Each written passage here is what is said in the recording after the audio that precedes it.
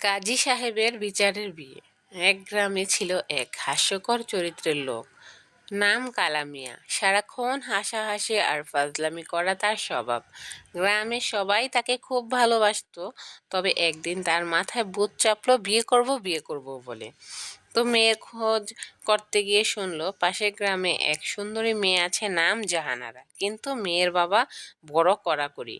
তাই নিজের বান্ধবগুলো মোল্লা আর রশিদ মুন্সিকে সঙ্গে নিয়ে চলে গেল মেয়ের বাড়িতে।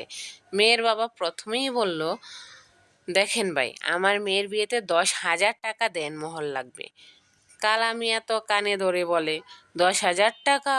আমি তো পুরো গরু কিনি এত টাকায়। রশিদ মুন্সি ফিসফিস করে বলে, ভাই, মেয়ের দাম বুঝেন নাই? এই দুনিয়ার সুন্দরী মেয়ের দাম গরুর চেয়েও বেশি। হেসে হেসে সবাই মিটমিট করলো। শেষে ঠিক হলো 5,000 টাকা দেন মোহর। বিয়ে পড়ানোর জন্য ডাকা হলো গ্রামের কাজী সাহেব। কাজী সাহেব খুবই বুদ্ধিমান। তিনি এসে প্রথম কালামিয়াকে বললেন, ওরে কালামিয়া, তুই কি নিজের ইচ্ছায় এই বিয়ে করছিস? কালামিয়া হেসে বলে, কাজী সাহেব, আমার ইচ্ছা তো আকাশ পর্যন্ত, শুধু বয়ে মারে জানাই নাই।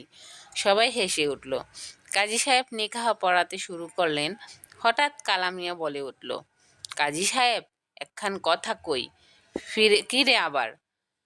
এই যে আপনি দোয়া পড়তাছেন, এই দোয়াগুলো কি জান্নাতের গ্যারান্টি দিবে?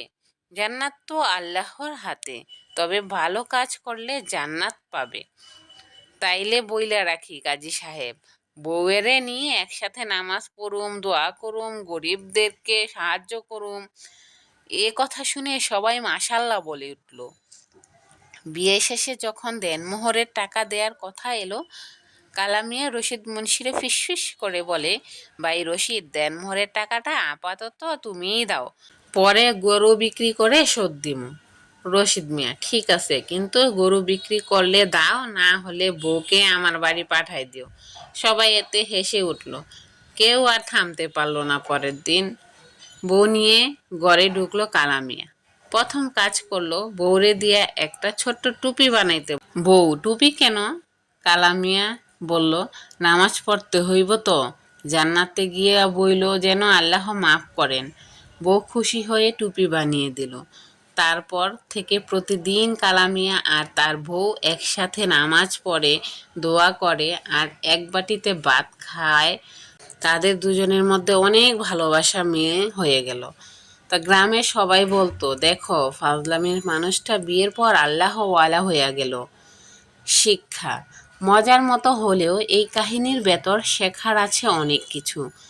দুনিয়ার যত হাসি ঠাট্টাই করো, জীবনের একটা সময় আসবে যখন নিজের দিন, নামাজ, দোয়া আর আখিরাতের কথা ভাবতে হবে।